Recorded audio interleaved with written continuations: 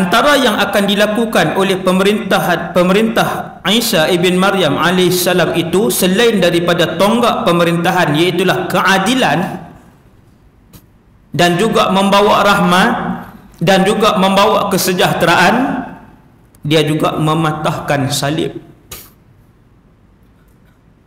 Maka penganut agama Kristian yang merupakan penganut terbanyak di muka bumi hari ini, ketika itu akan terkesima di hadapan orang yang mereka gelarkan rasul dan mereka tambahkan pada benda kebenaran Nabi Isa dengan menambahkan bahawa anak Tuhan dan sebagainya. Isa itu sendiri akan turun dan mematahkan salib. Maksudnya itu bukan ajaran daripada Nasrani, bukanlah ajaran sebenar Isa ibn Maryam.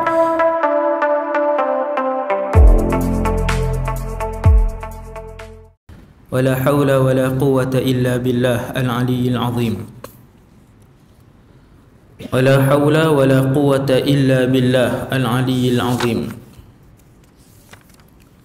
Wala haula wala quwwata illa billah al-aliyyil azim. Amma ba'd. Pertama sekali, nawaitul i'tikaf fi hadzal masjid sunnatan lillahi ta'ala. Radina billahi rabba, kami redha dan senang hati Allah Tuhan kami. Wa bil islami dina, kami juga redha dan senang hati bahawa Islam itu cara hidup kami.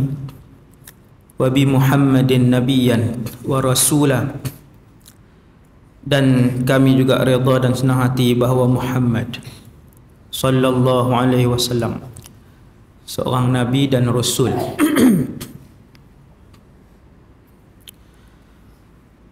Kita menggunakan kitab karangan Syekh Fahmi Zamzam hafizahullah, 40 hadis peristiwa akhir zaman yang membincangkan tentang tanda-tanda besar kiamat. Selama beberapa bulan kita bercakap tentang satu daripada tanda besar kiamat yang dirisaukan oleh semua para rasul, termasuklah Rasulullah sallallahu alaihi wasallam. Lebih-lebih lagi, tanda besar kiamat ini yang disebut dengan Dajjal ini akan datang menemui salah satu kurun daripada umatnya sallallahu alaihi wasallam.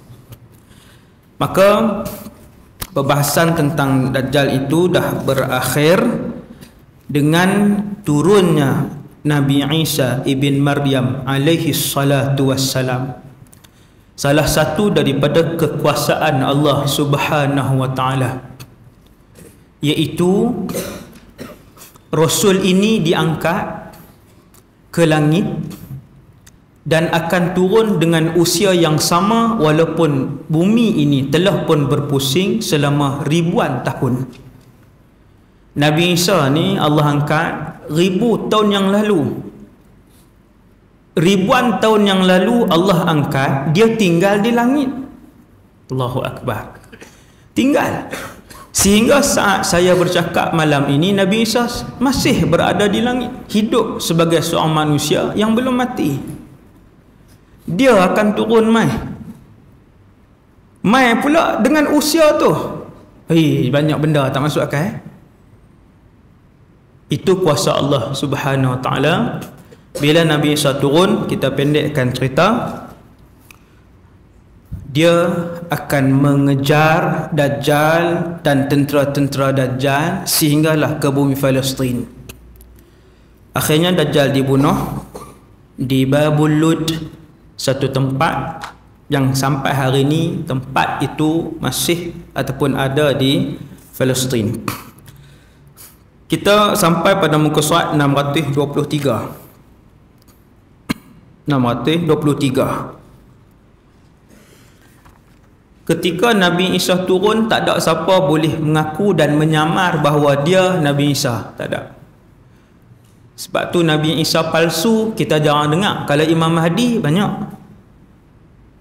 Sebab cerita Imam Mahdi ni lebih mudah untuk ditiru berbanding dengan cerita Nabi Isa. Sebab Nabi Isa ni dia kena turun daripada langit. Kemudian Nabi Isa ni pula waktu dia turun tu masih dalam keadaan terbang. Ni berapa-buai ke apa ni Ustaz ni? Dia turun tu, Nabi cerita tentera yang bersama dengan Imam Mahdi melihat dalam keadaan duk tengah turun. Bukan kata turun-turun pakai kain melekat dah tak. Duk tengah turun, tangan kanan pegang sayap malaikat, tangan kiri pegang sayap malaikat, masih turun. Tang tu susah nak tiru. Dia tak boleh nak mengaku saya lah Imam Mahdi, Nabi Isa sebenarnya, susah. Maka kita tak pernah dengar yang mengaku bahawasanya itu adalah Nabi Isa yang disebutkan dalam hadis dan juga Nabi Isa yang disebutkan oleh Allah dalam Al-Quran. Bila Nabi Isa turun, dia bunuh Dajjal. Kemudian Nabi sebut dalam satu hadis, surat 623 kalau buku-buku yang besar ni, fayakunu Isa bin Maryamah.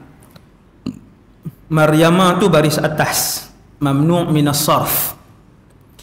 Fi ummati hakaman adla wa imaman muqsita yaduqqu as-salib wa yadhbahu al-khinzir wa yad'u al-jizyah wa yatruku as-sadaqah. Maka Isa alaihi salam akan menjadi pemerintah yang adil dan pemimpin yang lurus, benar. Ini Nabi beritahu. Bila dia turun, dia bunuh Dajjal apa semua, dia akan pimpin umat Islam ketika tu. Dia jadi pemimpin nombor 1 umat Islam sedunia. Antara yang akan dilakukan oleh pemerintah Isa ibn Maryam alaihissalam itu, selain daripada tonggak pemerintahan, iaitulah keadilan dan juga membawa rahmat dan juga membawa kesejahteraan, dia juga mematahkan salib. Maka penganut agama Kristian yang merupakan penganut terbanyak di muka bumi hari ini, ketika itu akan terkesima di hadapan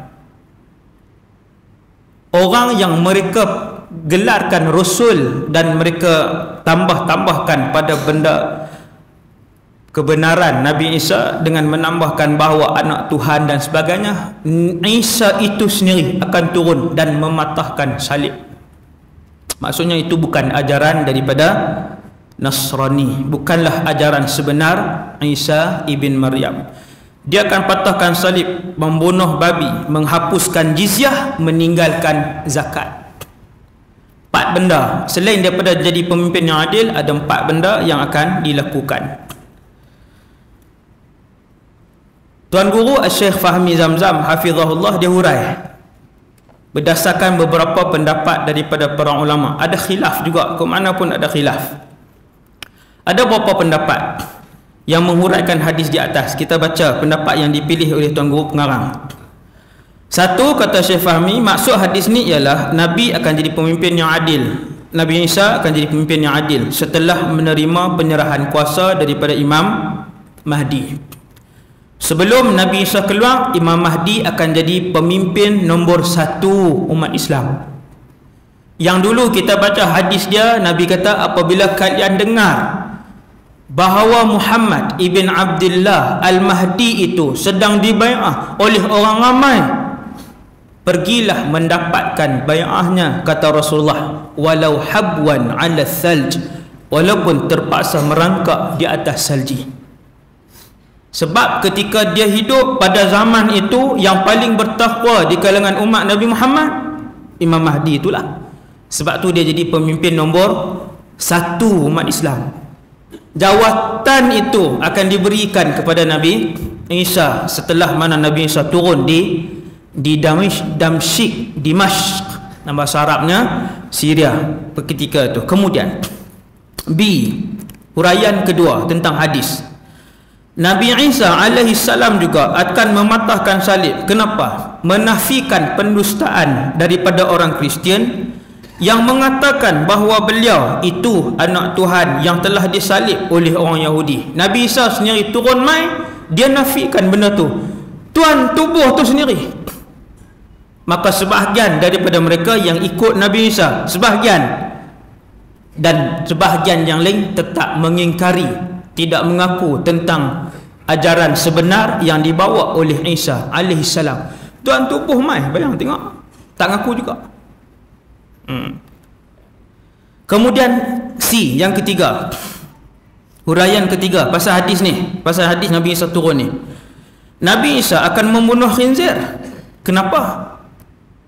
Untuk menunjukkan bahawa khinzir adalah haram dalam syariat Nabi Isa alaihissalam. Kerana terdapat sebahagian daripada orang Kristian yang menganggap daging khinzir itu halal. Kebanyakan orang Kristian makan babi, kan? Yang tak makan babi sampai hari ini adalah orang-orang Yahudi dan orang Islam, mestilah tentu kan, kita lah orang Islam dan juga orang Yahudi. Sebab tu di sebahagian kedai-kedai roti di Eropah, entah jalan, dia akan tak satu rak roti tu, dia akan tulis untuk Yahudi. Hal lain daripada tu, campuran dia mesti ada babi. Dia ada satu rak asing, setengah-setengah kedai dia asingkan. Yang tu senang. Bila dia asingkan tu, kita tanya tuan kedai, apa siapa yang ni untuk orang Yahudi? Sebab yang ni tak ada babi. Orang Kristian di dalam ajaran asal Nasrani mengharamkan riba, mengharamkan zina, mengharamkan babi dan macam-macam lagi, mewajibkan solat dan sebagainya. Akan tapi yang mana yang ikut nafsu, mereka ambil. Yang mana tak ikut tuntutan nafsu mereka, maka mereka dakwa yang tu adalah ajaran Nasrani, ajaran Kristian. Maka bila Nabi Isa turun, Nabi Isa nak beritahu, ajaran syariat yang aku bawa dulu pun mengharamkan makan daging khinzir ni. Maka dia bunuh, dia akan bunuh khinzir, Nabi Isa. Itu antara yang dia buat. Saya ataupun kita ataupun anak-anak yang hidup pada zaman tu, kalau baca hadis ni, dia akan melihat kebenaran ungkapan Rasulullah sallallahu alaihi wasallam. Hak Nabi buat ni semua, hak Nabi sebut ni semua akan dilakukan oleh Nabi Isa. Sebab Rasulullah tidak akan berucap melainkan daripada wahyu daripada Allah Subhanahu wa taala. Nombor 4, Nabi Isa akan menghentikan jizyah. Jizyah ni ialah cukai yang dibayar oleh orang bukan Islam, kafir zimmi yang tinggal di dalam negara Islam. Cukai tahunan ikut kemampuan. Kadang ada yang bayar dengan dinar dan ada yang bayar dengan dirham. Setahun sekali je, habis hak tu je. Dia tak ada dah hak bulanan, hak apa pula duk main, hak setiap kali beli barang kena bayar, ada tak ada. Hak setahun sekali dah, hak dalam Islam yang tu saja. Jizyah. Semua orang bukan Islam yang tinggal dalam negara Islam membayar cukai tahunan per kepala yang dinamakan jizyah mengikut kemampuan mereka. Adalah beberapa standard, mungkin ada 4 ke 5 jenis dan sebagainya.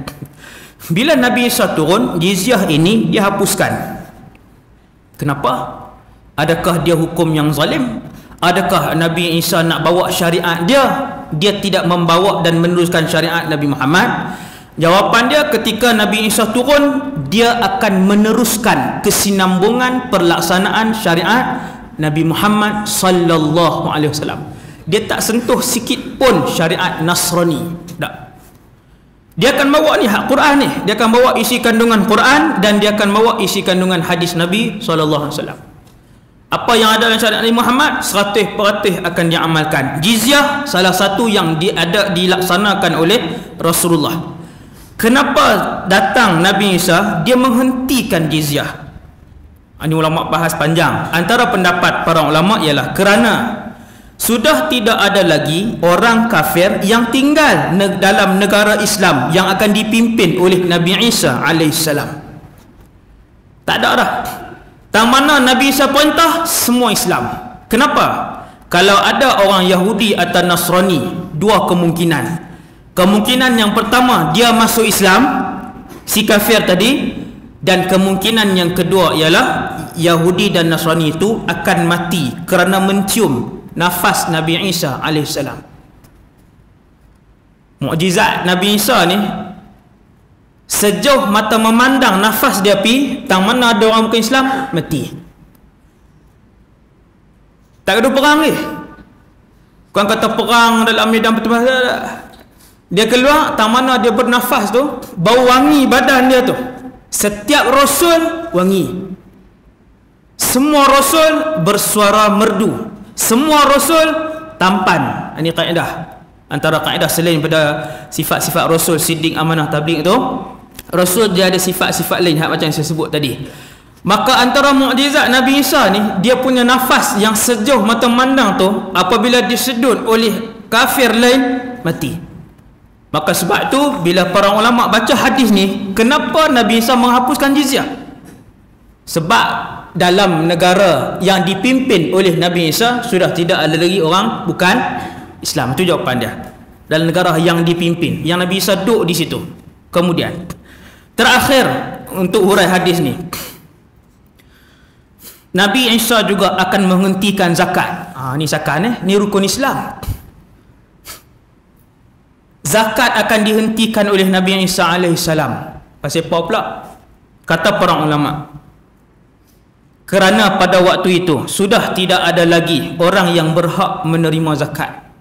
Hak ni cerita ni dia jauh sikit, iaitu lepas Nabi Isa turun, dia bunuh Dajjal. Lepas bunuh Dajjal, orang tentera-tentera Dajjal yang kanan, yang elit ni dikepung di Palestin, kemudian dibunuh. Kemudian datang tanda kiamat yang seterusnya. Tengok di belakang ni sekejap lagi, dia akan sebut secara ringkas, iaitulah saya sebut dulu Ya'juj Ma'juj akan mai, kemudian mati Ya'juj Ma'juj, kemudian selepas daripada kematian Ya'juj wa Ma'juj, bangsa manusia yang besar itu, barulah akan sampai zaman ni, zaman yang zakat dihapuskan. Selepas kematian Dajjal dan Ya'juj Ma'juj, barulah Nabi Isa akan memerintah umat Islam keseluruhannya, kesemuanya dengan aman damai, makmur, rezeki dan keberkatan yang melimpah ruah, yang sekali kita nak baca. Punya melimpah keberkatan dan kekayaan pada zaman pemerintahan Nabi Isa alaihissalam, sehingga kan tidak ada seorang pun yang layak menerima zakat. Tak ada dah. Kesemua, kalau kita kata negara yang diperintah oleh Nabi Isa tu ada 500 juta penduduk, 500 juta penduduk itu kesemuanya Tan Sri Syekh Mukhtar Al-Bukhari. Semua. Kita guna stone kan, guna apa nama ni, Lamborghini ke guna stone, kita tanya kawan kita ni, nak ambil tak Lamborghini stone? Dia kata aku kemarin baru ambil Ferrari, dia kata. Tak marah dia kata, baru kemarin ambil. Nak semawa kat siapa pun tak boleh. Tok Siak kai jutawan, bilioner, yang jual minyak wangi pun bilioner, yang jual roti canai pun bilioner. Semua kaya, sehingga kan tak ada seorang pun yang layak untuk menerima zakat.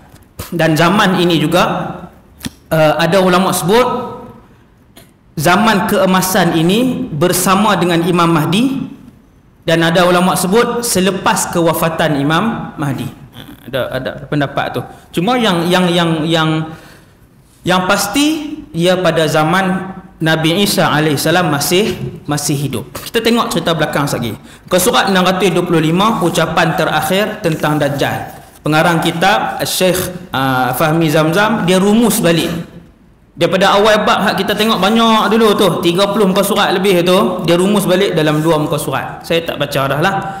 Cuma kita tengok muka surat 628. Kata Syekh Fahmi, para ulama salaf dan khalaf, tengok tuan-tuan, sejak turun temurun sentiasa mengingatkan anak-anak mereka daripada godaan Dajjal ini.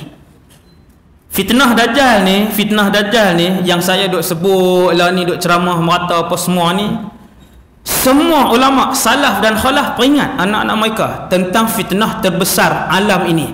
Hak Nabi kata paling besar semenjak Allah menciptakan bumi ni sampai kiamat. Yang ni fitnah paling besar. Maka semua para ulama salaf dan khalaf, termasuk Imam Abdul Rahman Al-Muharibi, dia berkata, Imam Abdul Rahman Al-Muharibi adalah menjadi satu kewajipan mengingatkan anak-anak sejak di peringkat pra sekolah lagi tentang fitnah Dajjal ini. Maka kena beritahu, ingat apa fitnah yang dia bawa, apa kemampuan dia. Paling penting, apa persiapan yang perlu kita buat. Itu yang paling penting. Okey, kita tengok muka surat 630, keluarnya Ya'juj dan Ma'juj. Ni. Apa akan jadi ni? Ya'juj Ma'juj ni bila dia keluar tu macam mana? Yang ni semua ni saya dah ceramah. Dalam YouTube dah sangat banyak dah maklumat tentang ni, ceramah khas pun ada. Maka kita ringkaskan keluarnya Ya'juj Ma'juj. Tuan-tuan, tadi kita dah sebut Ya'juj Ma'juj ni dia keluar bila? Dia keluar selepas tadi ni Dajjal dibunuh oleh Nabi Isa, kemudian keluar mereka ni. Zaman Nabi SAW, Nabi pernah jaga dalam satu tidur. Jaga tu terkejut sampai isteri yang tidur dengan Nabi malam tu, dia pun jaga sekali. Kenapa ya Rasulullah terkejut macam ni? Nabi pun kata, binasalah orang Arab daripada kecelakaan yang semakin dekat. Sesungguhnya aku melihat, tuan-tuan tengok apa Allah tunjuk kat Nabi. Aku melihat bahawa lubang Ya'juj wa Ma'juj telah pun ditembuskan sebesar ini. Nabi tunjuk macam tu. Nabi pun buat tangan jari ni, Nabi cantum dengan jari ni, Nabi buat macam ni. Nabi kata besar ni dah lubang tu 1400 tahun yang lalu. Dengan karamah ataupun mukjizat Zulqarnain. Kalau dia wali, karamah. Kalau dia nabi, mukjizat. Salah satu je kedudukan Zulqarnain, salah satu daripada dua ni. Ada ulama kata dia nabi, ada ulama kata dia wali. Dia dengan pertolongan, bantuan daripada Allah Subhanahu Wa Taala dan gerak kerja sebagai manusia yang bantu dia, penduduk di situ apa semua buat benteng campuran besi dan tembaga. Besi dan juga tembaga campur. Jadi logam yang paling keras di dunia. Logam tu pula dia bukan sikit. Tuan-tuan tengok gunung. Gunung yang duduk macam tu, gunung dua macam tu. Hak lorong tengah tu, tang tu dia buat tembok tu naik sampai ke atas, sama parah dengan gunung. Kita renung ayat tu, bila baca surah Kahfi setiap minggu, tuan-tuan renung ayat tu, nak cari berapa juta tan besi dan tembaga untuk dimuatkan di situ. Letak dulu besi, lepas tu bakar, cairkan tembaga, tuang pergi atas tu pula. Teknologi apa? Takkan susun-susun pergi tuang macam tu je. Susun-susun pakai duk tolak tu tuang, terbakarlah tempat tolak tu. Teknologi apa yang nak tampan besi yang dibakar? Teknologi apa yang digunakan untuk membakar tembaga yang sekian banyak, berapa juta tan tadi ni? Dan teknologi apa pula yang digunakan untuk duk pituang pula benda tu jadi separas dengan kedua-dua gunung tu, supaya Ya'juj Ma'juj handuk belah sana tak boleh main kot ni. Zaman tu satu hari, kata Zulqarnain, dia sebut dengan mulut dia, Allah rakamkan ucapan dia dalam Quran. Dia kata satu hari tembok ni dengan izin Allah akan diruntuhkan. Subhanallah, semua kembali kepada kekuasaan Allah. Itu percakapan orang beriman. Dia hebat pun dia sebut Allah, dia kuat pun dia sebut Allah, dia dimuliakan, dia mulia pun dia sebut Allah. Kesemua dikembalikan pada kekuasaan Allah Subhanahu Wa Taala. Kemudian pendek cerita, Ya'juj Ma'juj ni keluar. Allah wahyukan kepada Isa, wahai Isa, tengok hadis di bawah. Allah menurunkan kepada Nabi Isa, wahai Isa, aku telah melepaskan hamba-hambaku yang sangat ganas. Aku telah melepaskan hamba-hambaku yang sangat ganas. Orang kah, jin kah, binatang? Orang. Ya'juj Ma'juj satu kumpulan manusia yang sangat ganas. Mereka membunuh manusia lain, membakar manusia lain, memotong manusia lain. Kita zaman ni 2016 ni, kalau nak berasa jauh, yang tu tak jauh. Saya rasa tak jauh langsung. Sebab kumpulan-kumpulan manusia yang tak berperi kemanusiaan, manusia yang tubuh badan dia manusia tetapi hati dia hati syaitan, hati dia hati binatang buas, banyak di keliling kita. Yang paling dekat di Myanmar, dekat je. Dia ambil budak bayi hak duk hidup duk apa dah ni parit hak depa korek buah api tu, dia tok macam tu, macam buang sampah tu. Video benda tu bukannya benda dirahsiakan ke ditutup, tak ada video. Kejahatan tentera ISIS yang potong orang, kepala orang, tanam orang hidup-hidup sikit-sikit, tanam ramai-ramai hidup-hidup sikit-sikit. Yang tu tidak disembunyikan, dia tunjuk. Seolah-olahnya di akhir zamannya Ta'ala nak tunjuk bahawa kejahatan yang Rasul kami ceritakan, satu bangsa yang bernama Ya'juj wa Ma'juj yang akan keluar tanpa sedikit pun nilai ihsan dalam diri mereka. Ni tengok yang keliling kamu yang berlaku sekarang ni. Bahkan mereka ni lebih dahsyat. Hal mereka ni lebih dahsyat. Bahkan Nabi sendiri sebut mereka ini bangsa manusia yang ganas. Kena guna Z. Baru nampak ganas kan, yang ganas kan. Jadi hadis ni riwayat Imam Muslim, Allah wahyukan kepada Nabi Isa setelah membunuh Dajjal, kemudian dah bunuh pengikut-pengikut Dajjal apa semua, zaman kegemilangan dan keberkatan belum bermula. Allah wahyukan, wahai Isa, aku dah mula lepaskan hamba-hambaku yang ganas. Kemudian nak buat apa? Adakah kami nak bertempur? Jangan lawan. Wahai Isa, ini bukan satu pasukan yang boleh ditempur. Bukan boleh dikalahkan, tak boleh. Apa Allah Ta'ala suruh? Tidak ada siapa yang dapat melawan mereka. Wahyu turun macam tu. Tuan-tuan bayang tengok. Nabi Isa ni kita kata Imam Mahdi lawan dengan Dajjal tak boleh menang. Turun Nabi Isa senang aja, lawan dengan Dajjal, lawan dengan musyrikin. Habis kalah semua orang-orang musyrikin. Keluar mai bangsa ni dengan ramainya depa, ganasnya depa, kuatnya depa, Tuhan katakan Nabi Isa, wahai Isa, hak ni tak boleh lawan. Dia dekat-dekat nak faham, tuan-tuan tengok Hobbit lah, senang. Tengok bukan nak suruh tengok tiap-tiap hari. Tengoklah sekali kan. Tengok tu hak bangsa, satu bangsa tu hak mai hak ganas, hak muka hudu-hudu tu, hak besar-besar tu. Saya pun berasa bila tengok kan, nampak macam tu lah lebih kurang. Kemudian Tuhan kata, Tuhan wahyukan kepada Nabi Isa, wahai Isa, yang ni kalian tidak dapat melawan mereka. Ada syaitan tuan ni.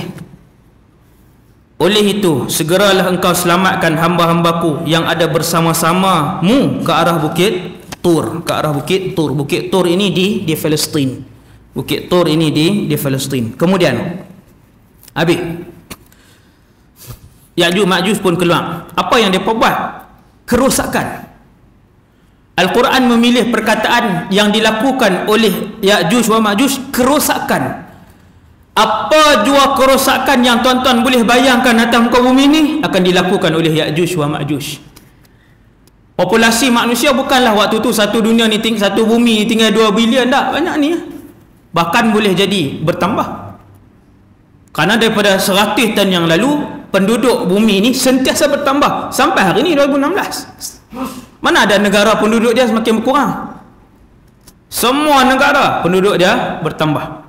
Maka tapi cuma bilangan depa ni ramai. Ya'juj wa Ma'juj ni dia akan buat kerosakan. Tak kira. Dengan bangsa dia pun kata para ulama berlaku kezaliman, bunuh-membunuh.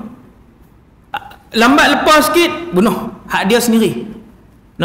Apatah lagi dengan orang luar yang bukan daripada bangsa mereka. Akhirnya macam yang saya pernah sebut banyak kali sebelum ni, Nabi Isa AS naik di atas bukit Tur dengan para pengikutnya. Di atas itu mereka bermunajat kepada Allah Subhanahu Wa Ta'ala. Duk lama sehingga dalam satu hadis riwayat Imam Muslim, orang Islam bersama dengan Nabi Isa ni duduk di puncak. Adalah strategi Nabi Isa susun supaya kalau Ya'juj Ma'juj lalu mereka tak tahu, ataupun kalau supaya Ya'juj Ma'juj lalu mereka tak naik bukit tu. Nak tahu apa dia strategi dia? Bukan rancangan akan datang. Yang tu kena duduk dengan, kalau ada peluang untuk bersama dengan Nabi Isa alaihissalam. Punya lama duk atas tu sehinggalah bekalan makanan habis. Nabi sebut dalam satu hadis, hatta yakuna ra'su thawri li ahadihim khairan min 100 dinarin li ahadikumul yaum. Hadis riwayat Imam Muslim. Sehingga kepala sapi yang dimiliki oleh seseorang ketika itu lebih bernilai dari 100 dinar yang dimiliki oleh kamu, para sahabat Nabi, maksudnya pada hari ini. Nabi sebut pada para sahabat, bila Nabi cerita panjang pasal Nabi Isa naik apa semua, Ya'juj Ma'juj keluar tak boleh lawan ni, Nabi kata lamanya mereka duduk sampai bekalan makanan makin lama makin habis, makin lama makin habis. Satu kepala lembu yang dijual ketika tu lebih mahal daripada 100 dinar. Kita daging sekilo 30 kira murah ni. Tapi tu bukan zaman ni kan. Ayam berapa RM10 ke? Kena sakit rengkung ke sesema apa tahu. Macam-macam kan. Pasal sakit rengkung tu naik sekilo 10 ke apa ke. Ni zaman ni satu kepala kambing, satu kepala lembu, Nabi sebut satu kepala lembu, Rasul sebut lebih bernilai ketika tu daripada, lebih mahal daripada 100 dinar. Berapa? 1 dinar. Mahal sungguh lah, beribu-ribu ringgit. Satu kepala saja. Kemudian habis. Nabi Isa bermunajat dengan Allah Azza wa Jalla. Munajat, minta ya Allah bantulah kami. Kan? Kalau duduk lagi atas ni habis. Allah turunkan bantuan dengan dud yang disebutkan oleh Nabi SAW. Nabi sebut dud. Ulat tadi ni akan naik ke atas tubuh Ya'juj wa Ma'juj yang begitu ramai. Dulu kita dah pernah sebut, nak bayang ramai tak ramai sampai Allah kata tak boleh lawan dengan mereka ni, walaupun pemimpin perang ketika tu Isa ibn Maryam, panglima perang ketika tu punya ramai, mereka ni lalu tasik, pakat minum seorang sikit je, tasik tu kering, hak belakang sekali punya tentera mai, mereka akan kata dulu tasik ni orang depan minum. Tuan-tuan, berapa sejuta habis tak ayat tasik? Juta tak habis lagi. Minum je. Bila mai hak paling belakang sekali, hak tentera belakang tu kata dulu ayat ni hak kumpulan depan minum. Batalion hak depan sekali minum. Hari ni dah habis. Ramai depa ni. Akhirnya mati dengan bantuan daripada Allah Subhanahu Wa Taala. Setelah doa dan munajat yang dilakukan, turun Nabi Isa. Bila turun, banyak sangat pula bangkai, badan mayat Ya'juj Ma'juj ni banyak sangat sampai nak berjalan pun susah. Boleh menyebabkan penyakit bergelimpangan, penyakit bangkai, busuk. Nabi Isa bermunajat lagi, ajak semua minta dengan Allah SWT. Lalu diturunkan hujan selebat-lebatnya. Ni semua ni nak berlaku ni. Diturunkan hujan selebat-lebatnya. Kemudian Allah mengirim sejenis burung yang besar seakan-akan leher unta. Burung, leher dia tu macam burung, bukan burung unta. Leher dia tu macam leher unta. Besarlah burung tu. Leher burung tu macam burung. Leher burung tu macam leher unta. Jadi dia angkut mayat-mayat ni, semua mayat Ya'juj wa Ma'juj, dia angkut dan dibuang ke lautan. Lalu dibersihkan sekali lagi dengan hujan yang lebat. Habis. Nabi Isa pun turun. Dia pun hidup bersama dengan umat Nabi SAW selama 40 tahun lamanya dalam satu hadis yang sahih. Waktu tu akan mula zaman keberkatan. Zaman keberkatan. Banyak hadis sahih yang diceritakan oleh Rasulullah SAW tentang zaman keberkatan tu yang saya dah sebut pada beberapa bulan yang lalu. Pada zaman keberkatan itu, kata Rasulullah, satu orang yang semai benih di atas satu batu kering, dia akan melihatkan hasilnya, mendapatkan tunas daripada benih itu. Batu besar, dia saja lempang, naik pokok. Sebiji buah delima, kata Rasulullah, akan dimakan oleh berpuluh-puluh orang, dan kulit delima itu dijadikan payung ketika hujan. Hatta tarta'al usudu ma'al ibil. Unta-unta duduk dengan singa, harimau-harimau duduk sekali, hidup sekali dengan dengan lembu. Wadhi'abu ma'al ghanam, Nabi kata kalian akan melihat pada zaman kegemilangan itu serigala-serigala duduk digembala sekali bersama dengan kambing. Wa yal'abus sibyanu bil hayyati fala tadurruhum, anak-anak kecil pakat main ulang. Bukan ulang daun, bukan ulang ayak ni, ulang-ulang yang berpisah. Ambil main tudung selah, cium, kau boleh cium lah waktu tu. Buatlah pertunjukan, orang tak tengok lah waktu tu. Dia tak jadi pertunjukan waktu tu, biasa. Betapa Allah SWT memberkati bumi itu ketika tu, berkat. Sehingga kan curi memang tak ada lah, curi, jenayah apa semua ni, dan juga orang-orang miskin. Hak hadis Nabi sebut tak sah ni. Hak hadis Nabi sebut tak sah ni. Kenapa ketika zaman pemerintahan itu yatrukus sadaqah, Nabi Isa akan meninggalkan zakat. Dia tak tuntut dah zakat ketika tu. Sedekah dalam hadis ni bermaksud zakat. Banyak hadis dalam Bukhari, Muslim dan Ibn Majah, sebahagian perkataan as-sadaqah merujuk kepada zakat. Ditinggalkan zakat ketika tu kerana tidak ada lagi orang yang layak menerima zakat. Subhanallah. Kemudian ketika datang satu kumpulan daripada kabilah Juzam, dalam suatu hadis, bila mai satu kabilah ni, Nabi kata marhaban biqaumi Syu'aibin wa ashari Musa wa la taqumus sa'atu hatta yatazawwaja fikumul masih wa yuladu lahu. Nabi kata selamat datang kaum Syu'aib, bapa mertua Musa. Sesungguhnya tidak berlaku kiamat sehinggalah Isa akan berkahwin dengan keturunan kalian, kabilah kalian, dan akan lahirlah anaknya pula. Beruntunglah orang pada zaman tu yang hidup bersama dengan Nabi Isa alaihi salam, berkahwin, melahirkan anak, hantar pergi macam kita, pergi sekolah rendah, pergi PSR, ambil SPM apa semua ni, dapat PTN ke apa tak tahulah, tengok tak ada lah PTN zaman tu orang miskin tak ada PTN apa kan. Memang tak ada lah, silap lah memang tak ada lah zaman tu. Subhanallah, hidup seperti manusia biasa dan sampailah Nabi Isa alaihissalam wafat. Waktu tu wafat seperti manusia lain sebab Nabi Isa belum pernah merasakan kesakitan mati sejak ribuan tahun yang lalu. Macam mana? Siapa yang sempat hidup tu boleh tanya, yang mengaji lah. Yang tak mengaji nak tanya macam mana. Kemudian matahari akan terbit dari tempat tenggelamnya. Meninggal Nabi Isa, habis.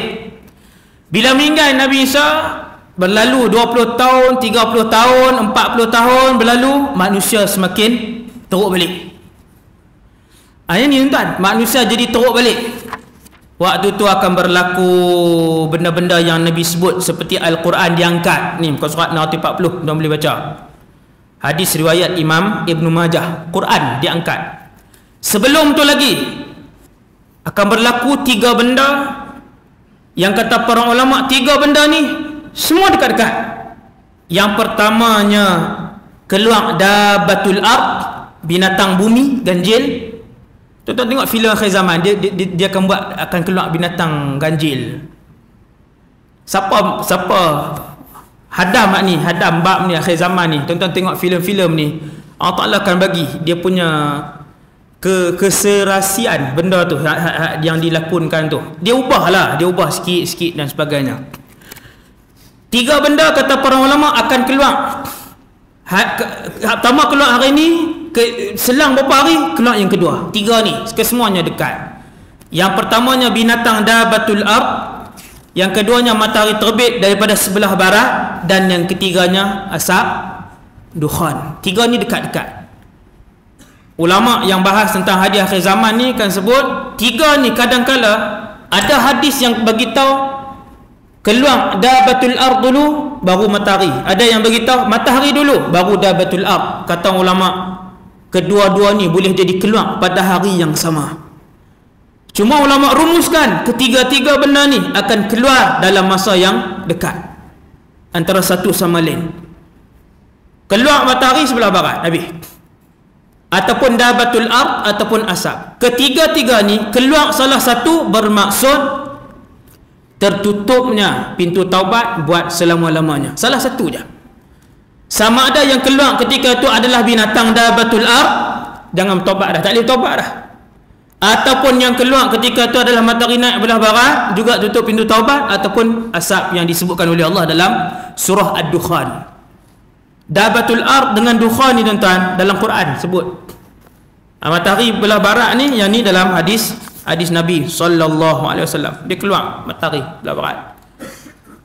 Sehari, kemudian keesokan harinya dia keluar seperti biasa balik.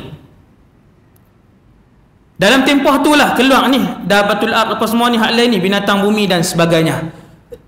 Dia dabatul ard ni dulu kita pernah sebut, yang ni saya ulang lagi tapi cara ringkas je, muka surat 640. Seperti yang tuan-tuan tahu, wa idza waqa'al qawlu 'alaihim akhrajna lahum dabbatan minal ard tukallimuhum. Dabatul ard ni akan bercakap.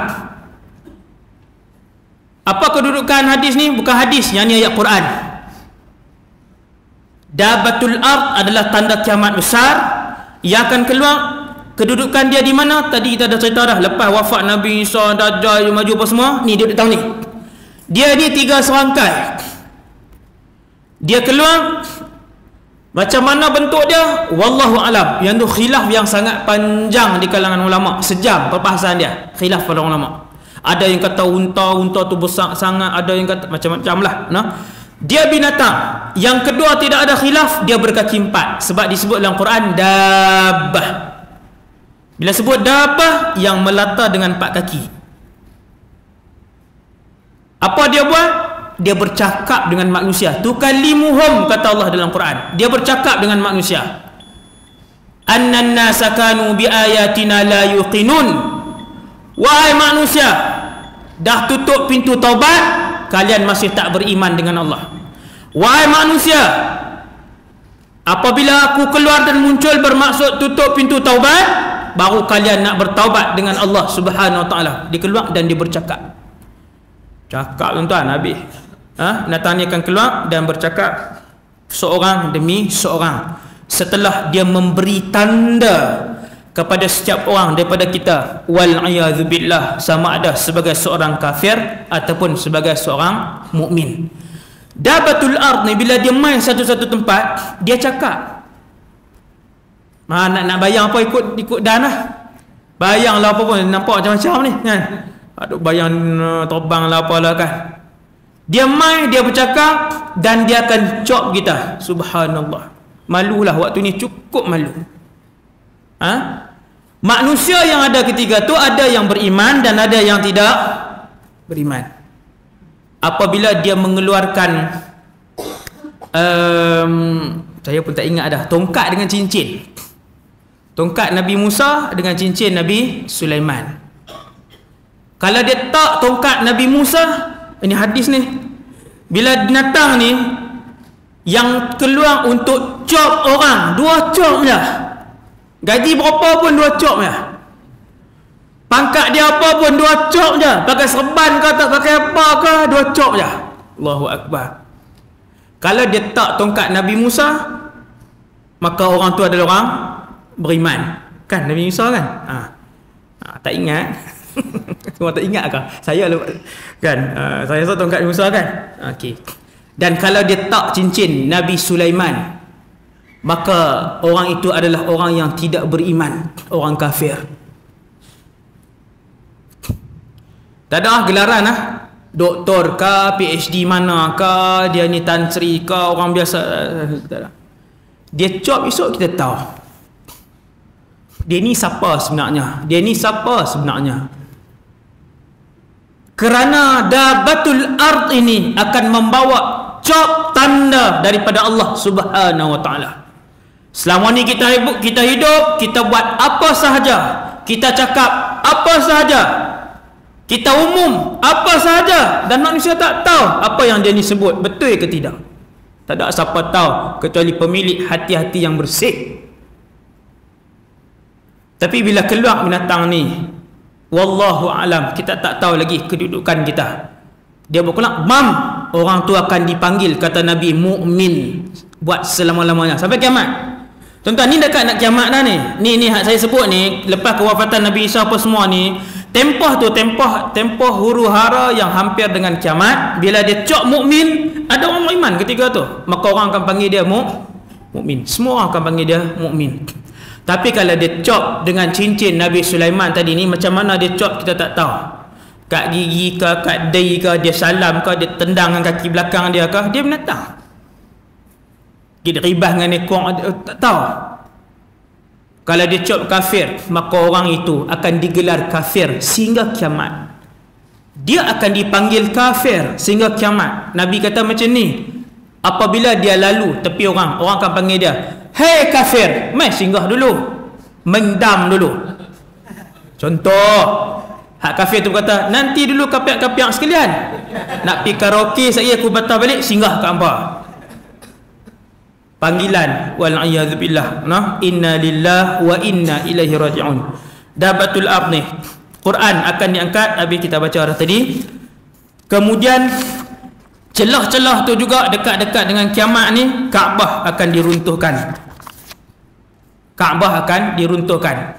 Dia ada dua cerita. Satu cerita zaman Imam Mahdi, dulu kita sebut dah. Waktu Imam Mahdi dibai'ah di Mekah, kumpulan daripada Syria, tentera yang dinamakan dengan nama As-Sufyani, pi ke Mekah nak berlawan dengan Imam Mahdi, nak runtuhkan Kaabah, tapi tak selamat. Sampai di Baida, satu tempat di Madinah, dekat dengan Madinah, sampai hari ni ada. Tuan-tuan pi Madinah, luang masa, pi tempat-tempat Nabi sebut ni, ambil iktibar. Bukan pi situ duduk tengok tanah dia tak terbelah pun. Kan? Dah ambil iktibar. Hak ni hadis yang kami baca. Nabi kata, fa iza kanu bi Baida aminal ard, bila mereka tentera zalim ni sampai di satu tempat dekat lepas pada Hudaibiyah tu, bukan Hudaibiyah, Zulhulaifah tu, nama Baida, bumi Baida akan terbuka dan menelan keseluruhan tentera ni. Kalau ada 50,000 pasukan tentera ni, kesemuanya akan ditelan kecuali seorang ataupun dua saja selamat. Seorang ataupun dua saja yang selamat. Itu cerita lain. Cuma projek mereka menyerang Mekah, Kaabah juga. Satu lagi cerita, lepas kewafatan Nabi Isa apa semua, dekat-dekat nak kiamat betul tu, Dabah keluar, lepas tu matahari pun naik belah barat dah, Quran diangkat, Kaabah akan diruntuhkan. Hak ni real. Kaabah itu akan diruntuhkan ketika makna manusia tidak lagi tawaf mengelilinginya.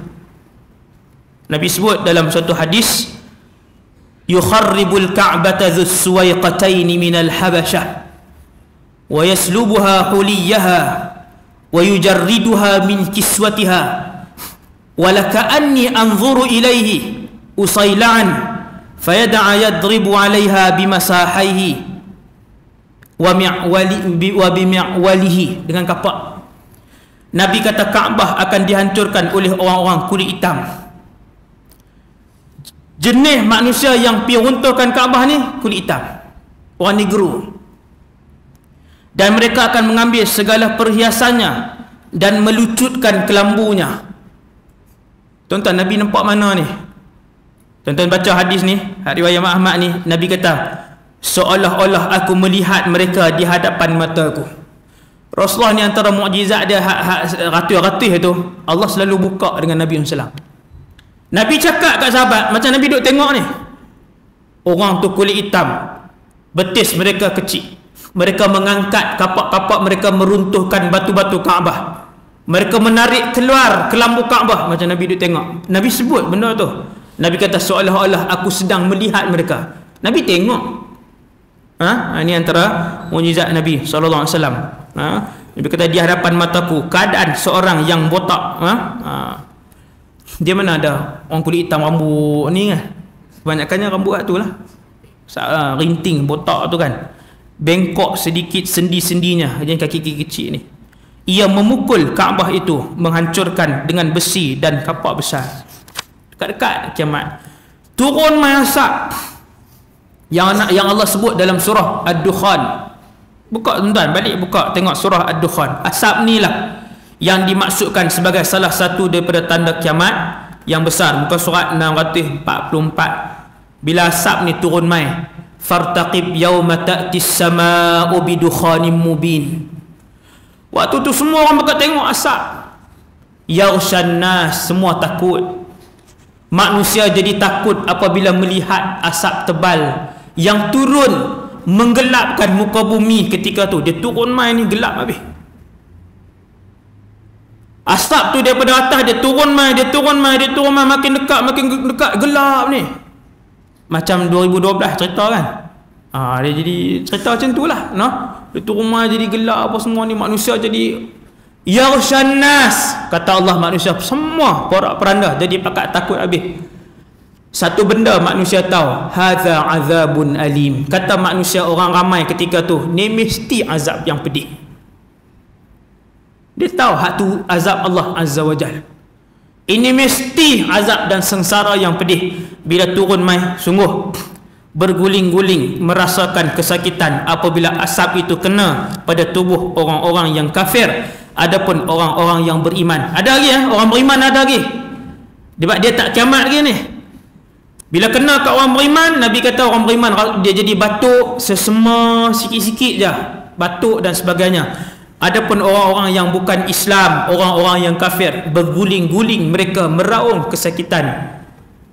Ya usannas hadza adzabun alim. Rabbana kshif 'anna al-'adzaba inna mu'minun. Ya Allah, angkatlah azab pedih ni, kami semua telah pun beriman. Adakah taubat diterima ketika tu? Tu. Pintu taubat dah tutup. Dalam keadaan suasana apa nama ni? Kalut macam tu, antara yang berlaku juga adalah gempa bumi. Waktu tu 3 gempa bumi tu dia bergegang ni, satu di timur, satu di barat, satu di semenanjung Arab, bergegang teruk. Bukan hak kita tengok macam kita tengok hari ni.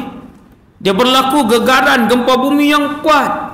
Ni manusia duk kalut ni, dah kalut teruk dah, memang dah kalut teruk dah.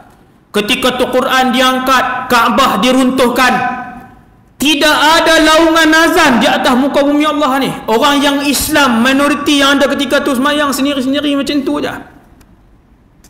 Di banyak tempat bila sebut Allah, Allah, orang kata apa dia tu? Tak tahu. Dulu nenek moyang kami sebut perkataan ni. Itu suasana tuan, bergegak dengan gempa bumi yang teruk apa semua ni. Kemudian keluar angin yang sejuk daripada Yaman. Angin daripada Yaman. Ini kemuncak. Hak ni selangkah sebelum kiamat. Keluar mai satu angin daripada arah Yaman. Hadis ni riwayat Imam Muslim. Hadis ni akan anginnya akan pusing seluruh muka bumi Allah. Apabila angin ini kena pada orang beriman, yang walaupun imannya ketika itu hanyalah sebesar zarrah saja. Walaupun ketika itu dia reti sebut la ilaha illallah Muhammadur Rasulullah, tapi dia tak tahu apa dia, tapi dia sebut, maka angin itu akan mematikan dia sebab dia ada iman sebesar zarrah. Maka angin itu akan mematikan semua orang yang walaupun imannya sebesar zarrah, mati. Sebab apa tuan-tuan? Selangkah sebelum berlaku kehancuran alam ini, selangkah sebelum digulung langit-langit ini, selangkah sebelum dihilangkan matahari dan berguguran bintang-bintang, maka peristiwa dahsyat itu tidak akan disaksikan oleh orang-orang yang Islam, yang beriman. Yang iman itu Nabi sebut, walaupun dia sebut la ilaha illallah Muhammadur Rasulullah dan dia tak tahu apa pun berkenaan perkataan itu, tapi dia sebut, mereka juga akan dimatikan oleh Allah Subhanahu Wa Taala. Bila mati, tinggal orang yang bukan Islam sahaja. Waktu itu berlakulah kiamat. Keluarlah api besar. Api besar yang akan keluar daripada selatan, daripada Aden, sebelah selatan Yaman, menghalau manusia keseluruhannya. Api besar ni, dan ia adalah tanda besar kiamat yang paling akhir. Bila keluar api besar ni, waktu itulah mula berlakunya idza waqa'atil waqi'ah al-qari'atu mal qari'ah idza zulzilatil ardu zilzalaha. Tu semua tu ratusan ayat-ayat yang bercakap tentang kedahsyatan hari kiamat yang hanya akan disaksikan oleh yang bukan Islam saja. Kemudian berlakulah kiamat. Selepas itu bumi akan dibiarkan oleh Allah SWT. Kalau tak ada bumi dah ditukar, langit tak ada, Masjid Semilang tak ada, Mata'am tak ada, Sungai Petani tak ada. Hak tinggal ketika tu tuan-tuan, yang pertamanya mahsyar saja. Syurga, neraka. Mahsyar, syurga, neraka. Kita akan dibangkitkan ramai yang tersangat ramai. Kesemuanya akan menuju ke mahsyar. Bermulalah episod mahsyar yang jauh lebih panjang daripada usia seluruh umat manusia yang ada di atas muka bumi Allah ni.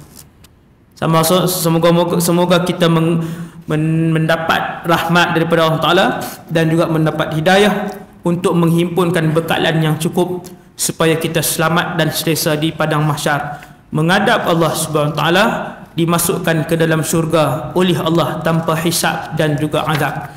Sekian, habis dah kitab. Alhamdulillah. Nampak tak ringkasan saya buat tu kan? Bagus mengaji cara ni, cepat habis kan.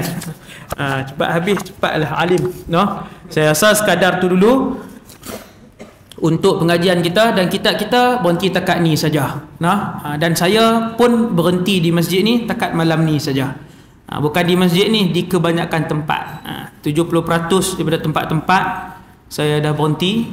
Saya tumpu untuk sekolah lah, nah. Untuk sekolah yang memerlukan pada perhatian yang banyak lah. Selain daripada tempat-tempat luar yang saya ambil juga, kalau KL Selangor saya tak ambil.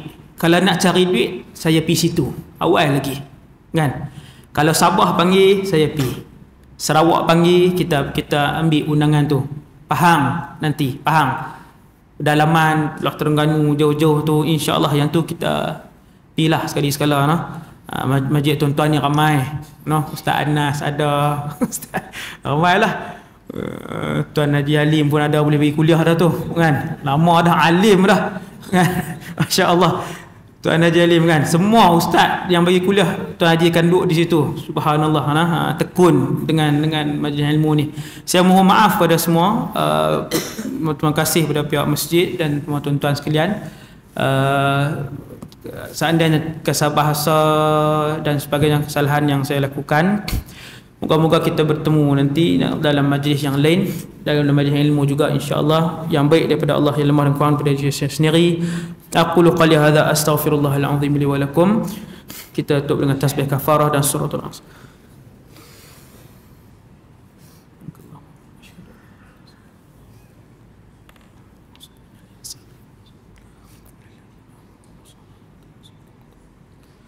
Bismillahirrahmanirrahim. Alhamdulillah wassalatu wassalam ala Rasulillah wa ala alihi wa sahbihi man wala. Allahumma 'allimna ma yanfa'una, ya Allah ajarkanlah ilmu yang bermanfaat kepada kami. Wanfa'na bima 'allamtana, ya Allah manfaatkanlah ilmu yang kau curahkan kepada kami. Wazidna 'ilman wa 'amalan wa ikhlasan fi hayatina, tambahkanlah kepada kami ya Allah ilmu, amal ibadah dan keikhlasan dalam kehidupan kami. Ya Allah ya Tuhan kami datang ke dalam rumah-Mu ya Allah untuk mencari ridha-Mu, beribadah kepadamu. Matikanlah kami ya Allah dalam keadaan yang mati yang iman. Matikanlah ahli keluarga kami ya Allah dalam keadaan iman. Ya Allah ya Tuhan kami, sekiranya ada dalam majlis yang penuh berkatan ni ya Allah salah seorang daripada kami yang merupakan ahli syurga-Mu ya Allah, Kau masukkanlah kami juga bersama-sama dengan beliau ke dalam syurga-Mu ya Allah, untuk kami juga mendapat ridha-Mu, melihat wajah-Mu, berada di samping Nabi Muhammad sallallahu alaihi wasallam. Ya Allah ya Tuhan kami, doa ahli syurga-Mu itu dipandang oleh-Mu ya Allah, maka makbulkanlah juga doa kami pada malam ini ya Allah, untuk kami berada selama-lamanya di dalam keberkatan dan juga keridhaan-Mu, dan berada di samping Nabi Muhammad sallallahu alaihi wasallam.